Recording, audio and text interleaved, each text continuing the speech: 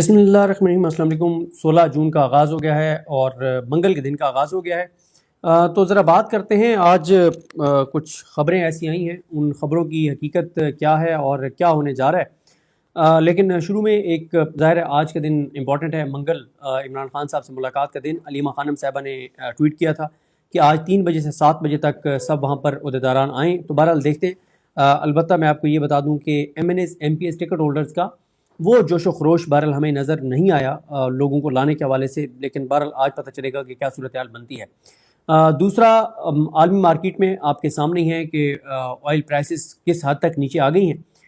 कम अज़ कम 100 रुपये से ज़्यादा काफ़ी लीटर पेट्रोल और डीज़ल का रिलीफ आवाम को के लिए बनता था।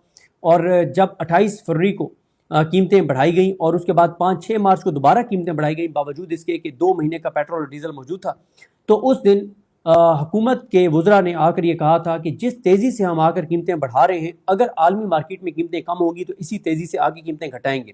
लेकिन हमारे हुक्मरान इतने बेशर्म, बेहिस, और अब मैं क्या और लफ्ज़ इस्तेमाल करूं, दिल तो कुछ और कहने को भी चाह रहा है, लेकिन आप को पता ही है कि मैं क्या कहना चाह रहा हूँ, डॉट डॉट डॉट, कि इनके अंदर इतनी हया और गैरत नहीं है और शर्म नहीं है और एहसास नहीं है कि इनको अपनी लूट मार, अपनी अयाशियों, अपने पैसों से मतलब है। लिहाजा मैं तो लोगों से कहूँगा कि अगर कोई बहुत ज़रूरी ना हो तो जुमे के दिन तक आप पेट्रोल डलवाएं ही नहीं। अगर बहुत ज़रूरी हो, जितना ज़रूरी है उतना डलवाएं, ताकि इन चोरों, डाकुओं और लुटेरों की जेब में पैसा ना जाए।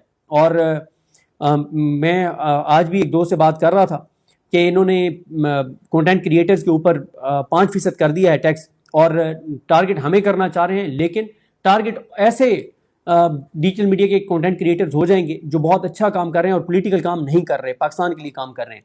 लेकिन मैंने कहा कि मेरे तो अकाउंट्स वैसे बंद हैं, और मैंने जब से यूट्यूब शुरू किया है मेरी तमाम ट्रांजैक्शंस अल्हम्दुलिल्लाह बैंकिंग चैनल से हैं, सब मैंने टैक्स पे किया हुआ है।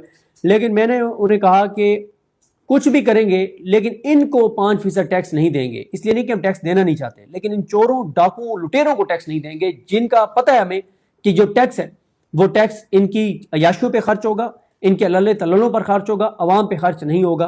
तो कुछ भी करेंगे और मतलब जो भी करना पड़ा करेंगे, कोई निकालेंगे कानूनी रास्ता, लेकिन इनको बहरहाल टैक्स नहीं देंगे।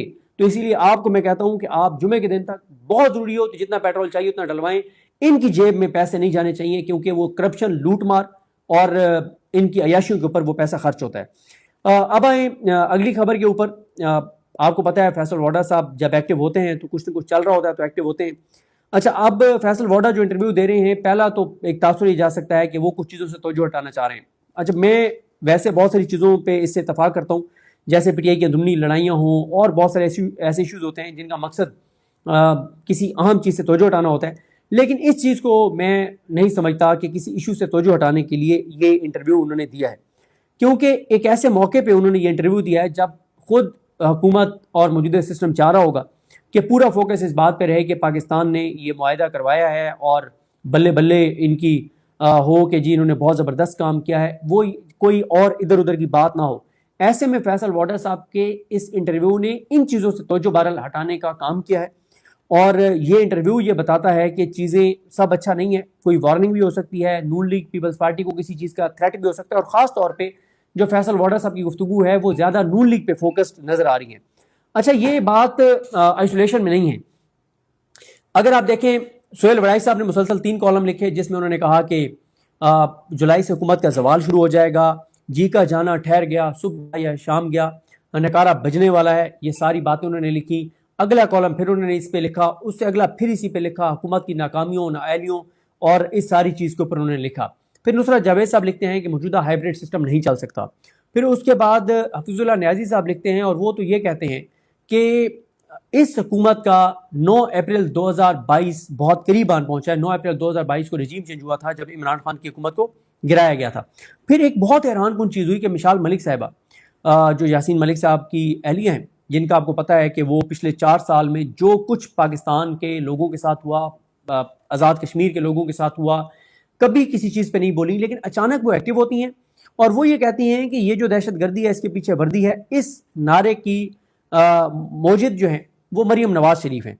फिर वो कहती हैं कि ये मोदी के यार हैं, ये वीज़े के बगैर रेड कारपेट बिछाते हैं मोदी के लिए, उसको अपने घर बुलाते हैं, نون لیگ کا سوشل میڈیا وہی ہے جو پاک فوج کے خلاف جو ہے وہ پروپیگنڈا کرتا رہا ہے، ٹرینڈز بناتا رہا ہے، اور اب یہ کشمیریوں کو نمک حرام کہہ رہے ہیں۔ نواز شریف اگر جی بھی جا سکتے ہیں تو خود کو کشمیری کہتے ہیں، اے جے کے کو نہیں جا سکتے، اور یہ لوگ پاکستان میں بھی نہیں نکل سکتے، یعنی شریف خاندان اور زرداری خاندان کی طرف، وہ خاص طور پہ شریف خاندان کی طرف اشارہ کر رہی ہیں۔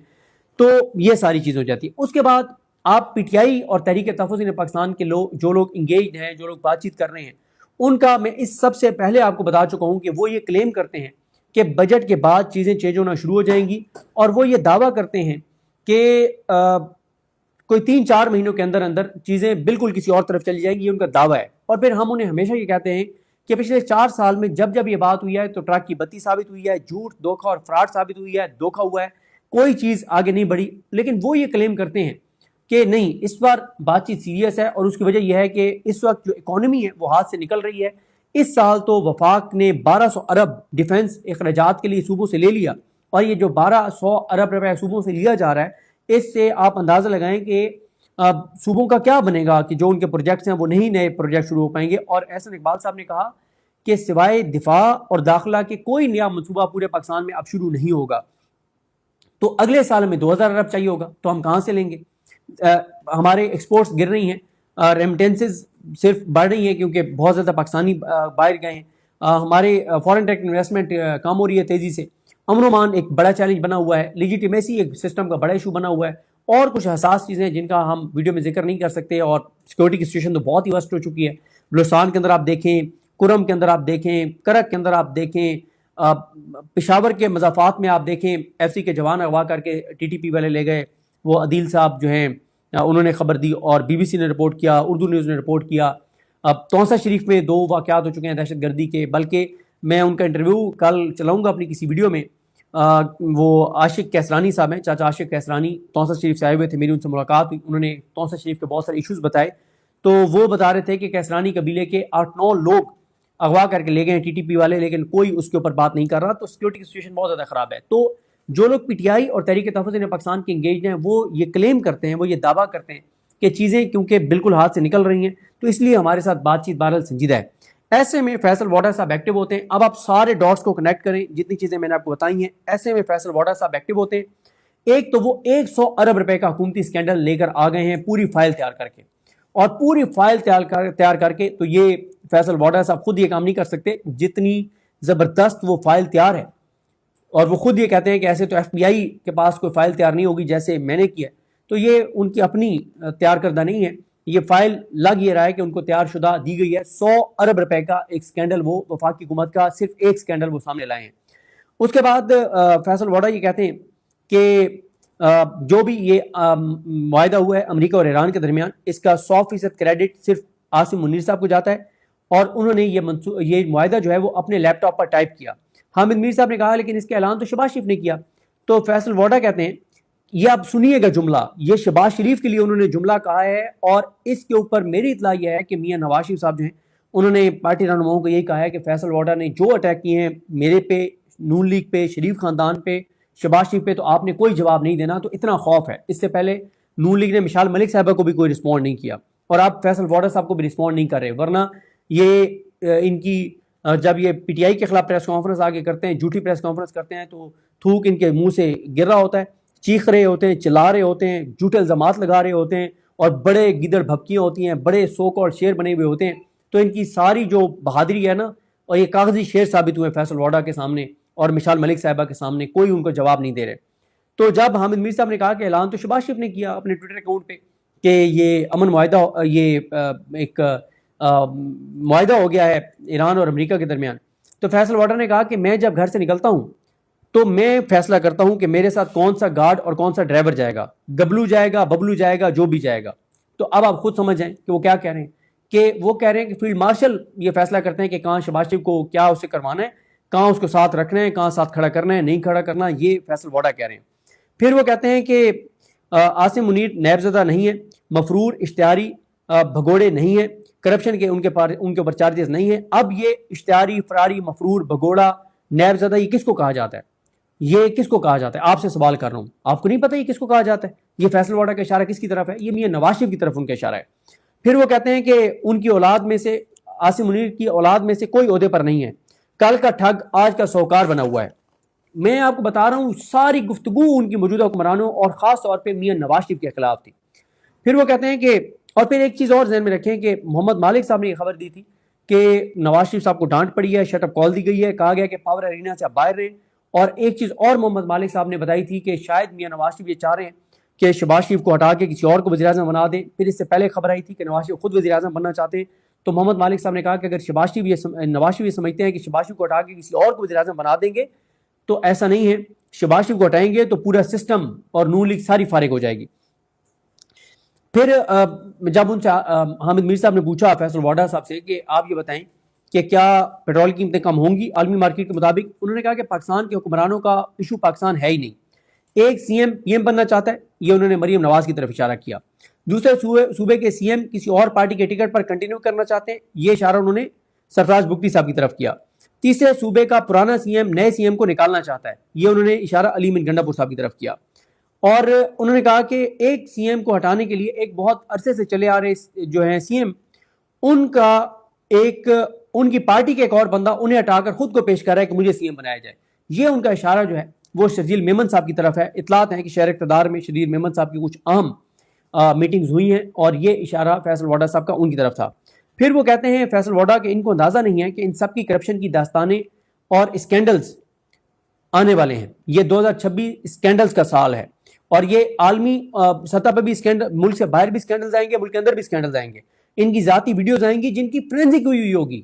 بہت بڑی بات وہ کر رہے ہیں کہ ان کی ذاتی ویڈیوز, وہ 4 سی ایمز کی بات کر رہے ہیں, 4 سی ایمز کی بات کر رہے ہیں. پہلے انہوں نے نام لیا, اس میں جو سہیل آفریدی ہیں ان کا تو انہوں نے اگر نام لینا ہوتا تو کھل کے نام لے کے کہتے, کیونکہ وہ پی ٹی آئی کو تو بالکل سپیئر نہیں کرتے, نام لیتے کہ سی ایم کے پی کی خیر نہیں ہے. ان کا انہوں نے اسپیسیفک نام نہیں لیا. یہ جو 3 ہیں اس میں ان کا بھی مراد علی شاہ صاحب کا بھی اور طرح سے ذکر کیا. اب یہ بہت حیران کن ہے کہ 4 سی ایمز کا نام لے کے ایک سابق سی ایم کا علی من گنڈا پور صاحب کا, اور ان کا بھی معاملہ نہیں ہو سکتا کیونکہ اب وہ اس طرح سے ان کی ریلیونس نہیں ہے کیونکہ وہ سابق سی ایم ہے. اب باقی 3 میں سے کس کی ویڈیو ہے اور وہ فرینزک شدہ ہے, وہ کس حالت میں ہے, کس طرح کی ہے, کیسے وہ جاری ہوگی, کب وہ جاری ہوگی, صرف وہ ڈرا رہے ہیں, بلیک میل کر رہے ہیں, کوئی ویڈیو ہے بھی نہیں ہے, تو یہ کیا ہے. لیکن یہ بہت بڑا دعویٰ ہے جو فیصل واڈا صاحب کر رہے ہیں کہ ان کے پہلے 4 سی ایمز کے نام, ایک سابق سی ایم, 3 موجودہ سی ایمز کے نام لیتے ہیں اور پھر وہ یہ دعویٰ کرتے ہیں کہ فرینزک شدہ ویڈیو ان کی آنے والی ہے. پھر وہ کہتے ہیں کہ یہ اسکینڈلز انٹرنیشنل ہوں گے. مفرور, اشتہاری, چور, ٹھگ اور زانی, شرابی, کبابی, اس حد تک باتیں کی. انہوں نے کہا کہ ان کی اولادیں چوری کر رہی ہیں اور کیا نہیں پتا سب کو کہ کیسے ایک سی ایم کے نیچے ایک عورت ارب پتی بن گئی ہے. اب کون سے صوبے میں سی ایم ہے جس سی ایم کے نیچے کچھ خواتین ہیں وہ بہت ایکٹیو ہیں اور ان کے اوپر الزام لگتے ہیں کہ انہوں نے بہت مال بنایا. فیصل واڈا یہ کہہ رہے ہیں کہ ایک سی ایم کے نیچے ایک خاتون وزیر ہے, ایک خاتون ہے, وزیر نہیں کہا انہوں نے, ایک خاتون ہے جس نے جو ارب پتی بن گئی ہے. پھر وہ کہتے ہیں کہ کس حکومتی آدمی کا بیٹا دبا کر پیسہ بنا رہا ہے اور بیرون ملک نہیں جا سکتا. پھر وہ کہتے ہیں کہ پیشن گوئی کر رہا ہوں کہ 1-2 ماہ میں سب یا تو ایک کنٹینر کے اوپر ہوں گے یا ایک کنٹینر کے اندر نظر آئیں گے. اور پھر وہ کہتے ہیں کہ یہ اسکینڈل کا سال ہے, انٹرنیشنل اور لوکل اسکینڈلز آئیں گے. جی بی میں نون لیگ کے سامنے کوئی چیلنج ہی نہیں تھا, پھر بھی نون لیگ ہار گئی. پھر وہ کہتے ہیں کہ یہ جمہوریت کے نام پر مافیاز ہیں. پھر وہ کہتے ہیں کہ یہ آپ نے چیک نہیں کیا کہ کون سی ایسی دوائی ایجاد ہوئی ہے 2022 میں کہ کوئی حکمران 2022 کے بعد بیمار نہیں ہوا. یہ بھی وہ اشارہ شہباز شریف کی طرف کر رہے ہیں کہ پہلے شہباز شریف صاحب کی کبھی کمر میں درد ہوتا تھا منتھلی اور وہ ادھر بھی نہیں جاتے تھے شہباز شریف صاحب احتساب عدالت میں. اب فیصل واڈا کہہ رہے ہیں کہ وہ 2022 کے بعد 2022 میں کون سی ایسی دوائی آئی ہے کہ حکمرانوں کو کوئی بیماری نہیں ہو رہی, کوئی کمر میں درد ہی نہیں ہے, کوئی علاج کے لیے نہیں جا رہے بیرون ملک. پھر وہ کہتے ہیں کہ جولائی اور اگست میں ملک سے باہر ہوں, اس کے بعد آؤں گا تو بات کروں گا, یہ انہوں نے کہا. پھر آگے وہ کہتے ہیں لاسٹ چیزیں, وہ کہتے ہیں کہ 500 ایلیٹ, یہ جو 500 لوگ ہیں جنہوں نے ایلیٹ کیپچر کیا ہوا ہے, جب تک ان کو نہیں ماریں گے تو کچھ نہیں بنے گا 2022. اچھا, پھر وہ کہتے ہیں کہ جب انہوں نے پوچھا حامد میر صاحب نے کہ 2026 شہباز شریف کے لیے خیر خرید سے گزر جائے گا, تو انہوں نے کہا کہ میں آپ کو ایک کافی اور ایک پروگرام میں پورے سال کا کام نہیں کر کے دوں گا, میں اتنا تو سیکھ گیا ہوں. پھر ربیہ خان صاحبہ کے پروگرام میں نیو ٹی وی پر انہوں نے کہا کہ ربیہ خان صاحبہ نے کہ یہ بتائیں فیصل ووڈا کہ جولائی کے بعد کیا کچھ وزراء کے لیے مشکلات ہوں گی. تو پھر انہوں نے کہا کہ میں اب ایک پروگرام میں تو ساری خبریں نہیں دوں گا, میں آ جاؤں بیرون ملک جا رہا ہوں پھر آپ کو خبریں دوں گا. اور انہوں نے کہا کہ بھروسہ لیڈروں پر کیا جاتا ہے, گیدڑوں پر نہیں, اور عاصم منیر پر دنیا نے اعتبار کیا ہے. تو یہاں پہ بھی وہ شہباز شریف کو انڈائریکٹلی گیدڑ کہہ رہے ہیں کہ دنیا